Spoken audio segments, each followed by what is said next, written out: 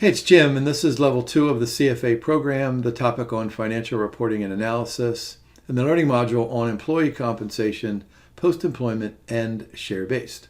I want you to think about this learning module in terms of its chronology. Let's start with what I'll just call the current term, which would include salaries and other kinds of benefits. Moving on to the way more interesting, let's say, future employment term. Employees and the executive leadership team, of course, they're going to get paid salaries in the future, but we'll worry about that when they actually incur. But what if today we make a promise to give those individuals shares of stock at some time in the future? Then we'll go to the date of retirement. We'll call that the retirement term, and we might have termination benefits. And then we have the period beyond retirement, which we'll call the retirement term. And so think about how you're going to value a company today, how you're going to look at the income statement and the balance sheet in terms of assigning a value to all of these promises. You know, after all, these promises go from today, right, all the way till someone dies. That might be 50 years or it could be 100 years from now. But I want to start off by reading to you the first sentence of this learning module. You ready for this? Employee compensation often accounts for the majority of costs at most companies, and is thus a key input for earnings forecasts and valuation. How many times have we heard that term in the CFA program? Earnings, forecasts, and valuations. So that should be the focus. The focus should be on present values and future values, how we're going to expense these. Are we going to spread these out over time? We want to get a true nature of the value of these post-employment and share-based employee compensation arrangements. So looking at the LOSs, just a handful of these. And this is a little bit misleading because the learning module is very long and there are 30 questions at the end of this learning module. So listening to me and following along in this slide deck is really just the first step. You have lots of reading to do and lots of problems to work on after we shut down this recording. But notice these learning outcome statements. We're going to start with just, kind of some basic definitions. Then we'll talk about share-based compensation, and that's probably at least half of the most important, and then skip down to the fourth one, post-employment benefits. So think of this learning module as 50% share-based, 50% post-employment, and then how do we model those kinds of benefits to be reflective of the actual economics going through the financial statements. So let's do a brief recap of some of the stuff that we did back in level 1. So this is a little bit of the chronology that I was saying to you earlier, short term, then share-based compensation. That would be, what did I call that? Like the remaining employment term, termination benefits, post-employment benefits. Why do we do this? Why do we have all of these things? Well, we want to attract and retain talent.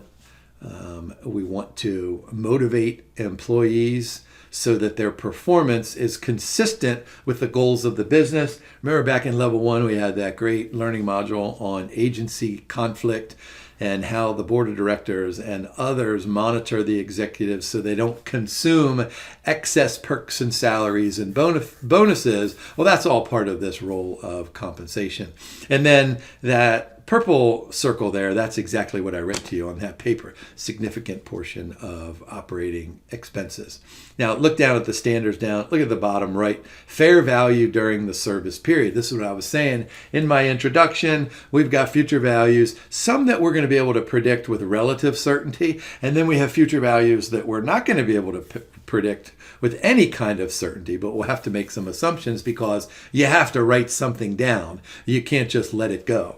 So we'll try to figure out what fair value is. Back to this concept of during the employment term, we could make a promise to the executives and say, you know what, we'll pay you a salary today, and then we'll give you this little piece of paper that says, you know what, you can turn this piece of paper into shares of stock in 3 years or 5 years or 7 years. So we have to worry about this vesting period where we have a promise to do something in the future, but but we don't have that full obligation to record that as an expense today because the employee might leave or get fired or heaven forbid that employee dies. I mean, there are all sorts of things that can occur so that vesting doesn't take place. And then we settle. So there's a timeline there, just like I was talking about earlier. This is a little bit more specific. We grant, we vest, and then we settle. So let's get into that first LOS. I'm not quite sure this is a really great series of slides for potential exam questions.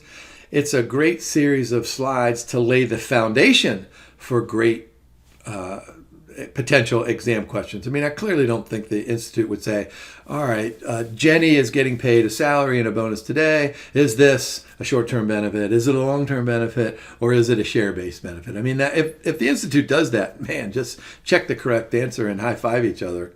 So I don't think they'll give you those simple ones, but they're short-term benefits, they're long-term benefits, they're termination benefits, and there's the share-based. And so a lot of the half of this learning module is based on share-based compensation. We'll have a whole bunch of slides and some examples there in just a second. And there are the post-employment benefits.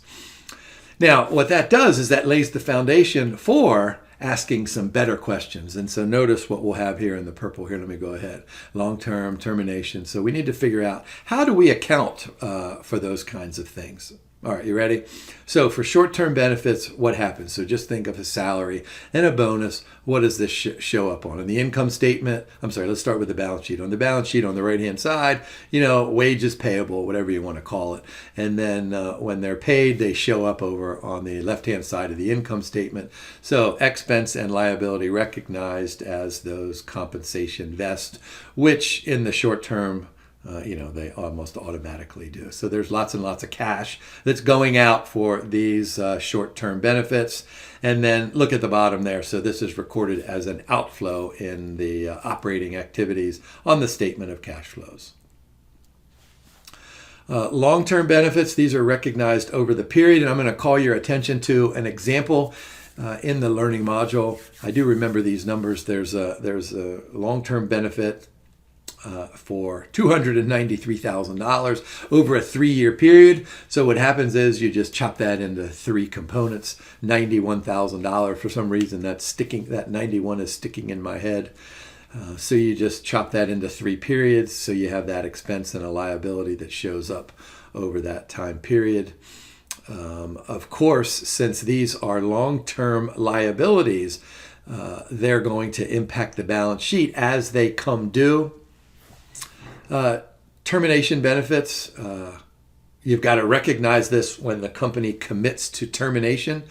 So if I'm going to retire in 10 years and the company, my employer says to me, you know what, Jim, we're going to buy you a house on the beach on the day you retire. Well, then what's going to happen is there's a future value, right? We're going to have to discount that. We're going to have to figure out what that fair value is. And then we're going to have to expense it over that, 10-year period. I'm pretty sure my school's not going to buy me a house on the beach when I retire. Maybe they'll give me a watch or something. Look down at the bottom there. Discrete items, oftentimes these are restructuring charges. Share-based compensation, so this is multi-year vesting. Sometimes it can be short-term vesting. Sometimes it can be long-term. Sometimes they'll say, the contract could read almost anything. It could say something like, look, we'll give you 100 shares when you're fully vested at the end of 10 years, but we'll give you 30 shares at the end of 3 years. We'll give you another 12 shares at the end of 5 years. We'll give you, I forget what I'm adding up to, another 30 shares and then 20 shares. So over that time period, you got to worry about those exact multi-year vestings. And so we'll just calculate these things on fair value. We'll talk about the Black-Scholes-Merton option pricing model here in just a little bit. And then the post-employment benefits, we're going to worry about whether this is a defined contribution plan or a defined benefit plan. And we've got to make some super actuarial assumptions.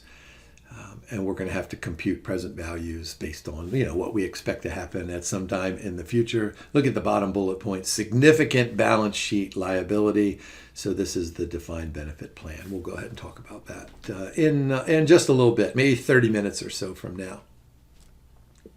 All right, here's where we get to that point of what I was saying earlier. This is like the 1/2 of the learning module. So I think these are really the questions that you're going to be asked on the exam, which are very similar to the 30 questions at the end of this learning module.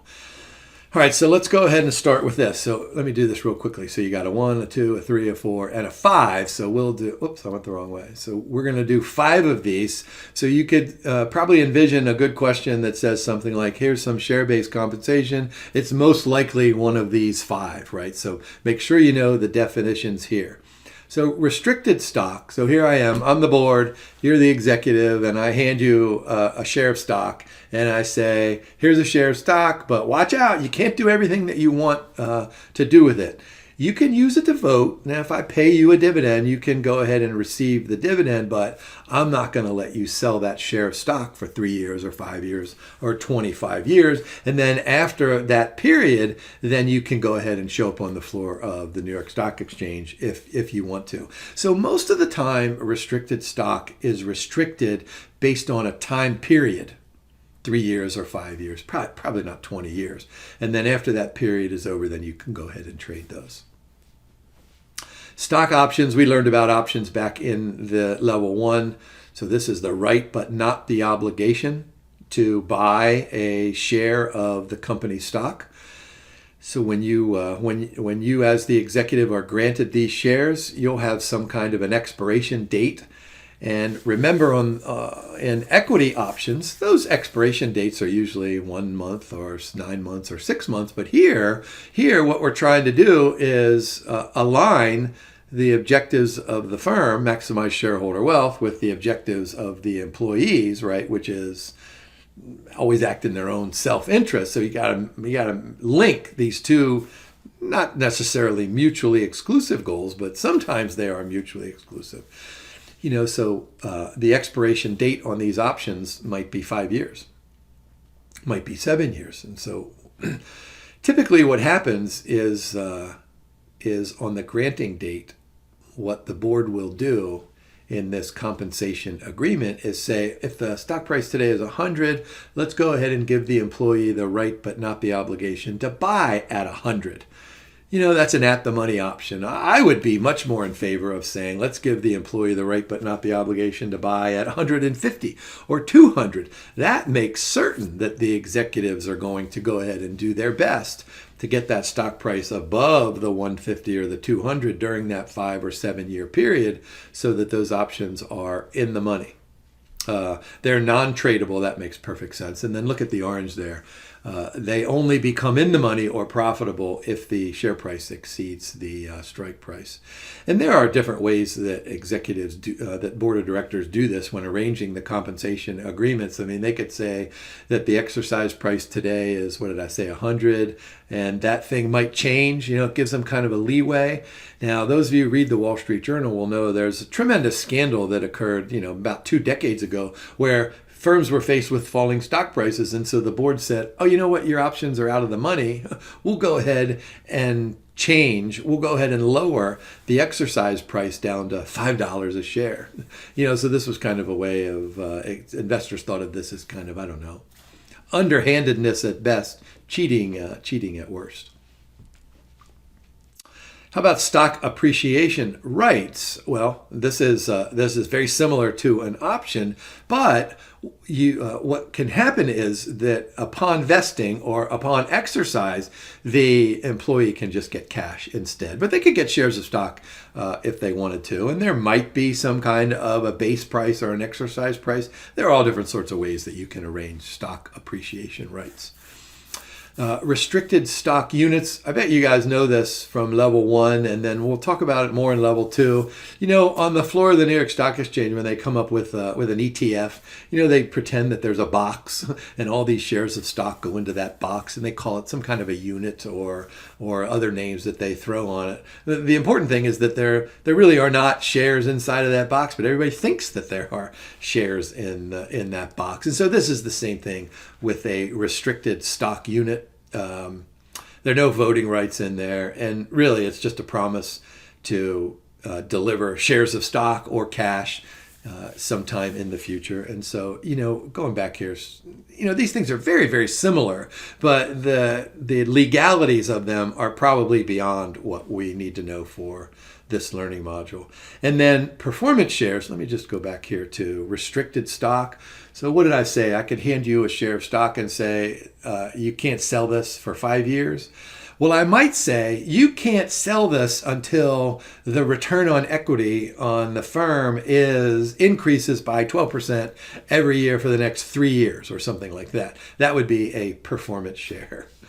So performance share, let me go back here. Performance shares and restricted stock, they're very similar. Restricted stock tends to be limited in time, 3 years or 5 years. Performance shares, time has no element in there, although they might say something like, let's increase the return on equity and do it in at least 2 years or something like that. So they're probably tied together, timing and performance on the performance shares, but the restricted shares are usually just time. Here's a little bit of a more detailed, more granularity of this chronology. So at the grant stage, the share fair value is measured. So what we need to do is try to figure out, what is the share? What is the share of stock? What is the underlying asset? If it's an option, how do we value that thing at the granting stage? If it's a restricted stock unit, what goes in the box? How do we value all that? And then during the vesting period, we're going to recognize this as an expense. This was the $91,000 that I was telling you about. And by the way, when you go look at that example in the learning module, it's a really simple example. Then it's followed by a little bit more complex example. I want you to go through that one as well. So you'll learn about the 273 divided by 3 to get to 91. And the next example, they grant, I forget what it is. I think it might just be stock options for 3 consecutive years. So you got to do it in year 1 and year 2 and year 3. And then each year you have to add to that expense over the period. So it's really kind of a cool example, and it gives you a sense of, well, what did I say in the very beginning? I can't read this here. Input for earnings forecasts and valuation. So that gives us a good sense of what that income statement is going to look like. And then, of course, what the net income is going to look like at the bottom of the income statement. And then at the settlement, lots of things can happen. You can pay the cash, you can distribute the shares, and then what's probably going to happen is that we put together some kind of a journal entry where we create this thing over on the bottom right-hand side of the balance sheet. We're going to call it, well, look down at the purple there, share-based compensation reserve. And then, so that's like a reserve, right, over in the equity. And so then once we distribute the shares, and then we're going to change that account to some other equity account, probably paid in capital, depending on share price. You'll see that here in just a second.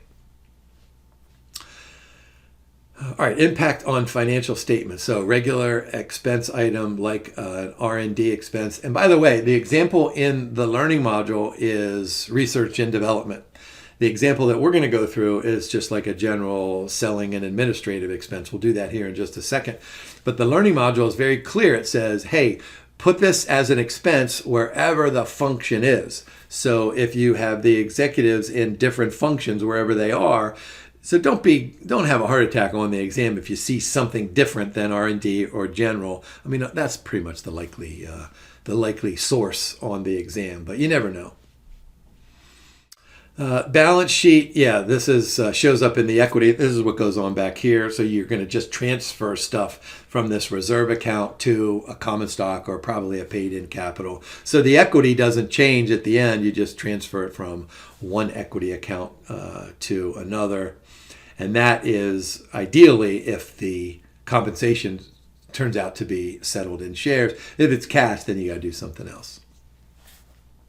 Now, cash flow statement, of course, there's not going to be any impact on those on the cash flows immediately, no immediate impact, but over time, remember we did this indirect method, we did that back in level 1. We're going to go ahead and add it back to net income so that we can get the operating cash flow calculation. Remember that these things here, these are non-cash expenses. So just think about them like depreciation. So back in level 1, we did net income, and then we added depreciation expense, and then maybe amortization expense. And I don't think we added share-based compensation back in level 1 because we hadn't introduced that concept. But now that the specter has been introduced, we can go ahead and add all 3 of those. All right, some key differences here. Fair value is the basis, measured once at the grant date. What happens then is that the share price goes up and down, but that doesn't affect what we did back in the past. What it will impact, and we'll see this in an example here in a few minutes, is it will impact cash flows because it's either going to give us a tax benefit or tax cost. We'll see that here in just a little bit. Vesting conditions, I did mention this, so time, their service, or performance. Now, here's where we're going to have just a brief conversation on the Black-Scholes-Merton option pricing model. So at valuation, if we're looking at a stock option, and you can use Black-Scholes to value lots and lots of these share-based securities because Black-Scholes-Merton, they handle all this kind of stuff. Notice there's a binomial lattice in there as well. In level 2, remember that really awesome learning module where we had a big interest rate tree. We went like this, and then we had all these branches, and next thing you know, you have you're embedded in a forest, and you have no idea what's going on. But there are lots of ways to do this. Boy, it would be awesome if the Institute said, hey, let's use Black-Scholes-Merton to go ahead and value this option. Remember, and there's a learning module. I taught you guys how easy that stuff is. Although lots and lots of people think it's super difficult. So we're going to use Black-Scholes-Merton or some other kind of a model. Maybe we'll use the binomial model if we want to. In fact, I just got done teaching my students this morning the 2-period binomial option pricing model. So that's pretty cool. I mean, it's a little bit more limited than Black-Scholes, but fun stuff nevertheless. And then there are some issues about settlement. There's also another reference to trading inside of that equity portion. Now look down at the bottom there. Settlement upon exercise leading to cash inflow. So this is important. When the executives exercise their option to buy shares of stock, what are we doing? We're as the firm, we're giving them shares of stock and we're getting cash in return. So that's a cash inflow in financing. Remember that. Tax deductibility, yes. So this was the $91,000 that I was referring to just a minute ago. Under financial reporting, we're going to do that over the vesting period, calculated on fair value. That makes a lot of sense.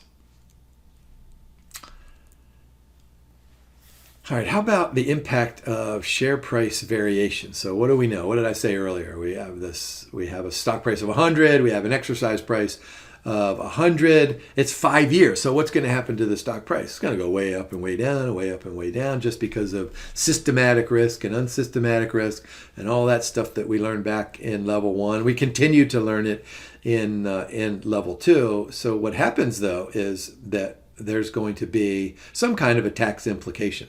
Now here, I have some great news for you guys. If you haven't read the learning module yet, there's a sentence in this section that says something like, hey, the tax implications are well beyond the scope of this learning module. So just make sure you know this. So this is why we put this slide together. You got the blue and the purple. If the share price increases, just remember there's a tax windfall. If the share price decreases, there is a tax shortfall. And there are the consequences there in those purple bullet points. So I would remember those two things. And I would also remember that under the international standards, we throw this into equity. Under the US standards, it shows up on the income statement. This is a really good slide to remember, and the fact that the Institute went out of its way, I mean, when it's writing these learning modules, it doesn't have to go out of its way and say, hey, don't worry about the complexities of all this. But since it did, this sounds like a really likely question on the exam. All right, so let's see if we can't make some sense of this in an example. So here's a question stem. So think about what you might get with this in a table, and then a couple of other things here to see how we're going to reflect this on the financial statements. So this is an example just like the 91,000 from that learning module. All right, you ready? 15 billion options granted over 3 years. They are at the money options, so the stock price is 3,000 euros, which means the exercise price is 3,000. There's the fair value per option of $900. Oh, you know, the academic in me is saying, why didn't that first question say, here's the standard deviation, here's something else, let's go ahead and use Black-Scholes-Merton to compute that 900. But I suspect in this kind of an environment, the Institute will go ahead and give you that 900. All right, so what's the aggregate fair value of the options? Well, all we got to do is take the 15 times the 900, right? So that's, what is that? What does that turn out to be? Oh, 13.5 million. No, 13 billion, 13.5 billion, right? So what's this annual expense over 3 years? So just do that. 13.5 divided by the 3. That's the 273 divided by the 3 that I was telling you about in that earlier one. So there we go, $4.5 million per year. So we're going to have an expense, $4.5 billion per year. Now, take a look at the next two bullet points, the red and the blue. What happens to the balance sheet? There's that increase in the share-based compensation reserve, and then we're going to add that 4.5 billion back into using the indirect method on the statement of cash flows. Now, here's a good question here. What happens at the end of 20x4? Look up at the top, right? So this is 1 to 3. So what happens beyond? So the share price falls below the 3,000. There's no financial impact. Let me just go back here quickly. There we go. And then if the share price reaches 5 million options are exercised, then there's the exercise price of 3,000. So what is this impact here? There's this cash inflow, right? And then there's the transfer to paid in capital. Now, the Institute in this learning module, it always transfers it to paid in capital because that price went up. But I think from an accounting perspective, I think you can just transfer it right over to regular old common equity. But let's go ahead and just make sure we transfer it to paid in capital. I think that's probably a fair thing. And so there are the calculations down there. No impact on the income statement, but on the balance sheet, that paid in capital is going to increase by the 19.5 billion, right? And then 15 million for cash inflow. Let's go ahead and have a little bit of a review, but then let's go ahead and take a look at what might happen in forecasting, because that was what I was saying earlier in my introduction. So look at that first one, right? Included in operating expenses. What that implies then is that when we forecast, we're going to include these expenses as part of operating expenses, and we're probably going to do this in terms of its margin.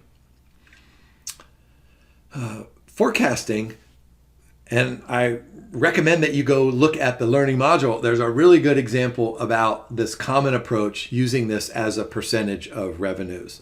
You're probably going to use some kind of historical average. You could use an industry benchmark. I mean, there's almost anything that you could do, but the Institute in its practice problems uses an historical average or an industry benchmark. So you're going to use those to go up and estimate what those margins are going to be. So then you can think about, there you got revenues and operating expenses, and those operating expenses are going to include all this stuff that we just talked about with share-based compensation. Now, how about if we move to the free cash flow? So remember that we define free cash flow in a lot of different ways. Remember, there's free cash flow to the firm and free cash flow to equity. I always tell my students to think about free cash flow in the following way, and you've probably heard me say this in a previous recording. Free cash flow is the amount of cash remaining after all expenses have been paid and all investments have been made. So look at that orange box over there. If this is truly a share-based compensation and it is truly a non-cash expense, well, then it's not going to directly impact free cash flow. However, when we're predicting the future, we're going to have to go ahead and adjust those cash flows from the operating activities to reflect that true economic impact, right? So look at the purple there. Adjust free cash flow forecast for share-based compensation for some accuracy. Now the blue box over on the far right, this is probably a good exam question. Use of share-based compensation can overstate profitability and undervalue companies in free cash flow-based measures. So if you do any research on share-based compensation as it relates to cash flow, you'll get a whole slew of articles that say something like, this is quite controversial. It's not to the level of a scandal, but different people handle this in different ways. So let's make sure that at the institute level here, that we try to remove all of that opaqueness from actual financial analysis using share-based compensation to move it back to its just kind of a fundamental level. And that's what the institute is trying to do here inside of this learning module. All right, so let's move to the simple fact that if we grant these shares, whether we hand out a share today, or we hand out a share next week, or we hand out the right to buy a share next month, or we need to figure out what happens to outstanding shares, right? One of our key metrics is earnings per share. I would argue that the most key metric is operating cash flow per share. Either way, you need to have some measure of what the denominator looks like. So there are good questions inside of the learning module and at the end of the learning module that ask you to go ahead and compute the outstanding shares. So here's a good formula. I think we saw this back in level 1, at least maybe in a more basic level. So we start with beginning outstanding shares. We add the vested stuff. We add the exercised options. We add any new issuances. And then we subtract out repurchases. And that gets us our end of period shares. And then we need to add these dilutive securities. So everything that we talked about on these share-based compensation agreements, these dilute the securities, meaning that they increase the number of outstanding shares. That's why there's a plus sign there. So we plus and plus and plus. We just minus the repurchases over there. So this is probably a good slide to have memorized for a good formula for the exam. All right, so valuation considerations. The simple fact that this is a non-cash form of compensation doesn't mean that it doesn't have any impact on valuation, right? It represents a real cost at lots of different levels. And of course, we just had an example where we showed this, this compensation expense, share-based expense, and it dilutes shareholder value, right? I mean, if there are this many outstanding shares, the stock price is going to be one thing. If there are this many outstanding shares, the stock price is going to be lower, maybe even much lower. So we need to account for this dilution when we use maybe the Myron-Gordon growth model, the dividend discount model, or if we substitute free cash flows in the numerator. It doesn't really matter. So we need to be aware of the change in the expenses and the change in the number of outstanding shares. All right, so let's work through another relatively simple example. Think of this as part of the question stem. So think of this as a table, and then here's another table, and then here's even some more stuff here. So in this example, we have lots to work through, and really we're only going to try to come up with an answer to one question here. So I'll tell you about that in just a second. All right, so what are we doing here? Restricted stock units, 50 million Class B ordinary shares. 30% are vested on second anniversary, 70% in 14 equal semi-annual installments. So this is what I was saying earlier, maybe in my introduction, maybe in the first 20 minutes, is that you can chop these things up into any way that you want, right? You could say, I'll vest you 1% next year, and then 99% I'll vest you 10 years after you retire. I mean, that doesn't really make any sense, but you get the sense that there's lots of flexibility from a contractual standpoint. All right, here's a summary of the activity from December 31st all the way up to December 31st, 2 years later, right? So there we have number of shares start out that are unvested, and then we have granted, and then we have vested and settled, and then we have forfeited. So those forfeited shares were people who just maybe retired early or got fired. And then we have some more unvested and then granted and forfeited, so we have all the stuff down that middle column. So this would be given to you in the question stem. And then there's the fair value per share of the restricted stock unit. All right, so up at the top here we have this unrecognized share-based compensation expense. So this is given to us, 45, 110, and 232. This is the 91,000 that I was telling you about. This is the 4.5 that I was telling you, that I showed you in just a slide 10 minutes ago or so ago. Here, since we have all of these things going on, we thought it would be easier if we just gave you those expenses. All right, so let's go ahead and figure out the operating expense calculation for that second year, right? So let's just do, 2000, 2001, 2002, right? So let's do that for 2002. So there's the vested. We've got the 2 million. Let's go back here. Where's that? 2 million. And there's the 23. I'm the third row up. 2 million shares, 23.50. Oops, I went the wrong way there. So if you multiply that together, you get the 47 million. And then the forfeited, you have the 300,000 times the 30. There we go, the second row from the bottom.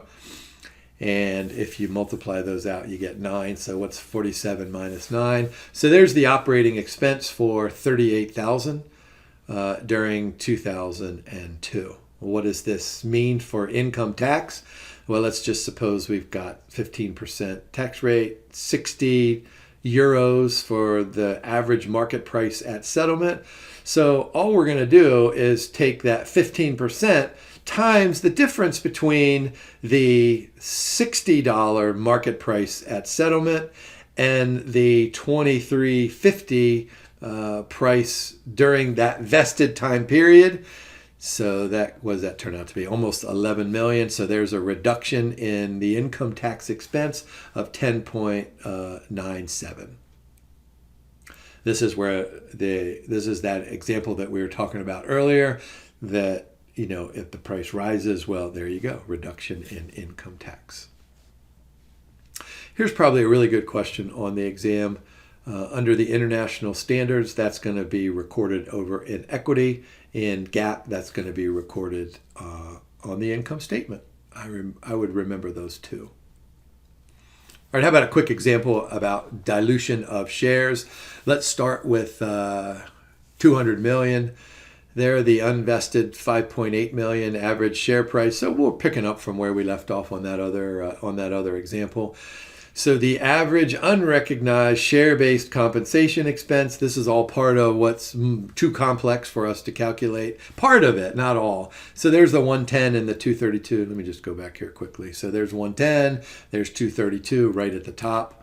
So all we're going to do is take the average of those two, 171, and then divide that by the average share price of 60. And we're going to call that share repurchases. And so these are kind of, I think the Institute calls them assumed share repurchases, maybe pretend share repurchases. These are not actual share repurchases, but look down at the bottom. So think about this. We start with 200 million. The unvested units are 5.8 million. So we're going to add, right? So you would think that we have 200 plus the 5.8, right? So that would give us our diluted shares outstanding of 205,800, right? However, we've got this 5.8 of unvested, which means that some of them are not going to be totally vested. So we need to make an estimate of what we're going to think about of those that are going to be remaining out there. And so we call these, assumed or pretend share repurchases. So there's the 2.8. So there you go, 202,946,667. How about moving on to post-employment benefits? So what do we know? Pension fund, maybe health insurance, maybe something else out there. So why do we do this? Attract and retain talent. We see this several times throughout this learning module and other learning module. I mean, that sounds like an obvious answer on a question. Hopefully you'll get that on the exam. Defined contribution plans. These are not very exciting from an employer standpoint. So I can't imagine that you would be asked more than one question here on the exam. Defined contribution. So what happens? This is what I have at school. I put in let's say 7% of my salary, and the college will put in 8% or 10%, whatever it is. So there's the matching. Employer makes predetermined contributions. Usually it's a percent of the salary. And what then happens is these go into some kind of a fund, and I own the fund as the employee, so I get to dictate where those contributions are invested. And then when I retire, maybe I'll have $20 million when I retire. That's good news for me. Maybe I'll have $0 million. That's not good news for me. But the employer is out of the equation. That's why under the $sign investment and actuarial risks are borne by the employees. That's probably the better exam question of any of these things. Now that leaves us with defined benefit plans where the employer says, you know what, Jim, when you retire, I'm going to pay you 71% of your salary for as long as you lived, right? A defined benefit. So that means that the employer has to figure out, boy, how much is Jim going to make on the day he retires? And then how long is he going to live? What are we going to do to make sure that we pay Jim a defined benefit, whatever that, what did I say, 71%? So that 71% is probably based on my salary, the number of years service, maybe some other things. I mean, you could put almost anything in there. You could say, hey, you know what? If the Kansas City Chiefs win another Super Bowl, I'll pay Jim another $10,000 a year. I mean, that's probably not going to happen, but you get the sense that there's lots of flexibility in these defined benefit plans, and the more flexibility means the way more difficult it is for us to keep track of these liabilities. Now, look at the bottom right, global trend shifting from defined benefit to defined contribution. I mean, the defined benefit plans, some of these things are just totally unsustainable. I'm hoping that you read the Wall Street Journal. There in the United States, there are a lot of state governments that have defined pension obligations that are way, way too high for any reasonable investor to think that they can be financed over that time period. But that's not part of your exam. Well, if the good exam question under the DC plan was risks borne by employees, then look down the bottom left. So under the DB plan, the employer bears all of that risk. Now, there can be other benefits like medical care and life insurance. This is the big one. And this is what I have noticed over the years in some of these level 3 questions. We'll do this when you guys get to level 3, that when you put together a policy statement for a client, a lot of times one of the benefits will be health insurance during the retirement years. All right, how about the financial reporting implications for a defined contribution plan? This is what I said earlier. This is not very interesting. So this just shows up as an expense, shows on the income statement, shows up as a liability on the balance sheet, and then it's a cash outflow under operating activities. That's pretty standard accounting theory that, you could probably, if you got this question on the exam and you didn't have any knowledge of any of this stuff, if you just closed your eyes and you thought, okay, this is short term, it makes sense that, expense, it makes sense liability, operating activity. So that's super simple stuff. However, notice the first word on this slide under defined benefit plans. Yeah, it's super complex because there are lots of uncertainties about A, how long am I going to work? What are you going to invest the assets in today? When is Jim going to retire? How much money is he going to make when he retires? What's the return there, et cetera, et cetera. So think about this defined benefit plan as having its own balance sheet. It has assets over here and it has liabilities over here. And of course, the liabilities are going to be a present value. And so what do we want? We want the assets to be greater than the liabilities. That would be a surplus. But this is what I was saying just a moment ago, that I don't think there are any defined benefit plans out there that have a surplus. There probably are some out there somewhere, but if they are, they're quite the anomaly. And I bet you that they're going into deficit status sometime soon. All right, so what do we throw over on the income statement? Service cost, net interest, and then any kind of a remeasurement. We're going to have to calculate that pension obligation using some kind of a discount rate. So what does it sound like we ought to use? Hey, let's go back to level 1 and remind what we learned back then. Remember, we did the building blocks model. Start with a risk-free rate and add a bunch of premiums in there. I mean, that sounds reasonable, but that's why we have the actuaries. The actuaries are going to come up with some kind of a reasonable discount rate. Yeah, there are some big differences here between what goes on in the U.S. Versus the international standards. And so we have an example that'll show you this, but I would make sure I know this. You ready? Under U.S. GAAP, we're going to take these service costs, put them into an operating expense. The interest cost, we've got some interest expense out there. What we're going to do is we're going to probably put them into an interest expense. And then we've got to come up with some expected return on the fair value of the plan assets. We'll talk about that here in just a minute. We might amortize some of these past service costs. If we have to do that, we're going to throw them into that thing called other comprehensive income. And then we'll go ahead and throw the amortization in the income statement like we do a lot of other things. Those gains and losses can go either on the income statement or in other comprehensive income. Remember that corridor approach that we talked about? We did a little bit of that in level 1. We'll have a little bit more of a conversation here in just a second. So let's go through some of these definitions. All right, let's move on to the international standards. So those service costs are going to be in the profit and loss statement. And that includes both current and past service costs, the net interest income, and the interest expense. What we're going to do is we're going to throw that as a net pension liability, and we're going to recognize that below operating income on the income statement. And then any remeasurements, right? Actuary gains or losses. Remember, what was that word that we used? Complexity and uncertainty a few moments ago.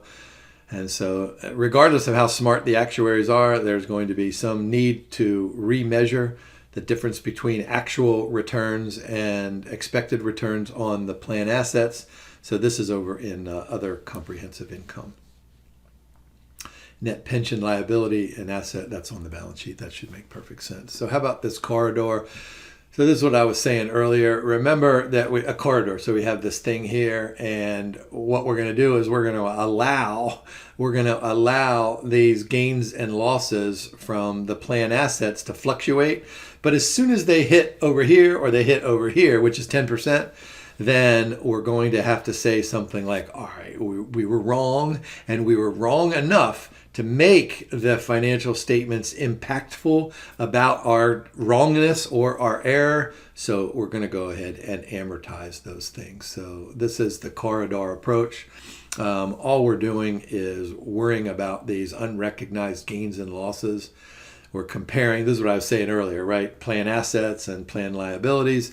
So if they exceed 10% of the greater of the pension obligation or the plan assets fair value, right, both sides of the balance sheet, then we're going to amortize those. And then the next choice is, we're going to amortize those over what time period? Are we going to do 100 years? Are we going to do 40 years? Probably what we're going to do is look at all of the working lives and just come up with some kind of an average, maybe a weighted average, however you want to do it. Yeah, that amortized amount is going to be put into the periodic pension cost, so that should make perfect sense. Let's see, disclosures. Yeah, what does the Institute want you to do? They want to make sure that you disclose. And so the accounting gods, they probably want you to do the same thing. All right, let's work through an example here. So think about this as the question stems. You get lots and lots of stuff here. So you're going to have to take a deep breath on the exam and process all of this. That's why it's important for you to work through this example, go through the learning module, work through those examples. So when you see what's given to you in the problem, that you're not overwhelmed. I mean, look, if you just look at this table and you think, oh my gosh, what is this? What is this? What is this? Then you might be overwhelmed on the exam. All right, so what are we doing here? We've got a whole bunch of stuff. Notice there are obligations, there are assets, there is an expected return down at the bottom, 7%. All right, so operating expense recognition for the year, we've got the service cost and the past. That's given to us right up at the top, right? Current and past. We learned about that a few slides ago. So you lump those together, $250. Throw that on the income statement as an operating expense under the international rules. Now, how about if we do this under the U.S. GAAP? So we're going to defer the recognition of those actuarial losses. We're not going to carry out any amortization. So this is important. Those first two, the second and third bullet point, if you look at the example inside of the learning module, if you look at the example at the end of the learning module, you'll read these two sentences. So make sure you read those and understand what they mean and look for those on the exam, okay? All right, so current service cost, there's our 150. The interest on the pension obligation, well, we're going to have to compute that, right? So where are we going? Pension obligation, beginning of the year. Make sure you use beginning of the year. So there's the 35,000, and then we're going to add the past service cost. What was that? That was just 100, right? And then we're going to multiply that by the where we see that discount rate for plan liability, 6%. So there you go. You get interest expense on the pension obligation. There's that 2106. So how do we total all of this? We do the 150. Let's go back here. Current service. There's the 150. We're going to add the 2106, which we just computed. And then we're going to go ahead and subtract out the expected return. So let's go back here. What do we have? Expected return. There's 7%. Plan assets at the beginning of the year is 33. So that will get you the 2310. So there's 54. So there's the amount recognized under U.S. GAAP.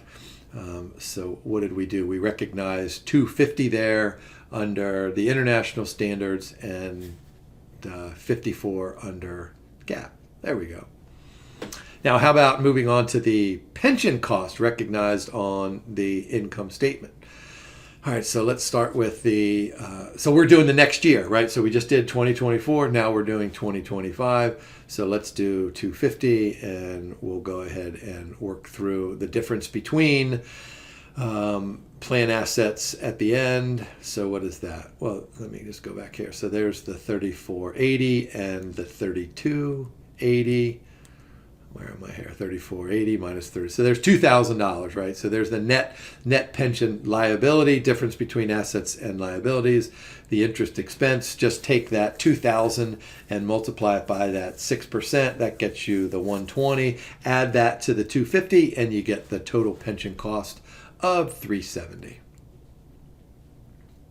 Yeah, let's finish this up here. Financial modeling for defined contribution plans.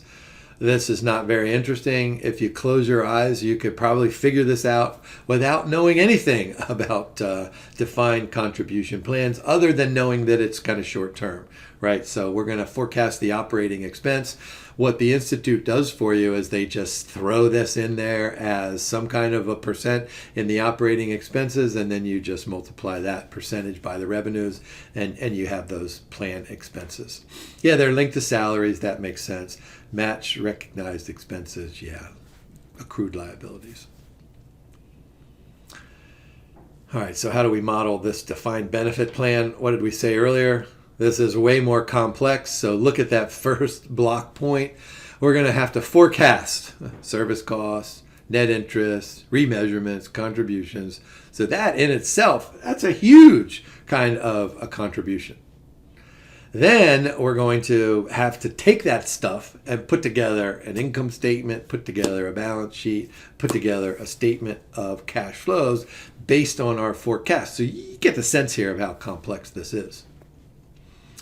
Look over on the far right. Smaller, well-funded plans, especially if closed or frozen, require less detailed forecast. I'm not quite sure why that was in the learning module, but I can't imagine the Institute saying, "Hey, this is a small pension. Don't worry about it." All right, how about valuation things? So we need the funded status, right? So here's the present value of the assets. Here's the present value of the liabilities. And then we need to know, how are we servicing these things over here on the right-hand side? So underfunded plans, you got to think of these as a liability. When we get to level 3 and we have, let's say, a pension fund or a foundation that has this, and they have a deficit, they're underfunded, well, we got to do all sorts of things. We got to change the risk and return objective, but that's probably a conversation for level 3. Ignore overfunded plans since they cannot be used for shareholder distributions. That sounds really cool. I mean, imagine if you have a pension that has a surplus of $2 billion. You know, the shareholders are salivating at that $2 billion. But remember, it's not the shareholders' money. It's the employees' money. Deduct service costs from free cash flow. Yeah, that makes sense. Yeah, there we go. So that takes us through. You know, super long slide deck here, but it's a super long learning module. So what I want you to do now is go and identify those specific areas inside of the learning module. Take a look at some of those examples. You may want to just skim over those, not pay too much close attention, but then go work through the 30 questions at the end. I think it's 5 vignettes to get you to 30 questions. So these are pretty comprehensive. We've covered most of the items inside of this slide deck, but we can't cover everything. And so I would go ahead and take a little break. Go ahead and get a drink of orange juice. Maybe walk around your house. Maybe take a walk around your block. Maybe go watch an episode of Seinfeld. But then come back to this. You're probably going to need an hour to work through those problems at the end of the learning module. So hey, thanks for watching. Have a great day and good luck studying.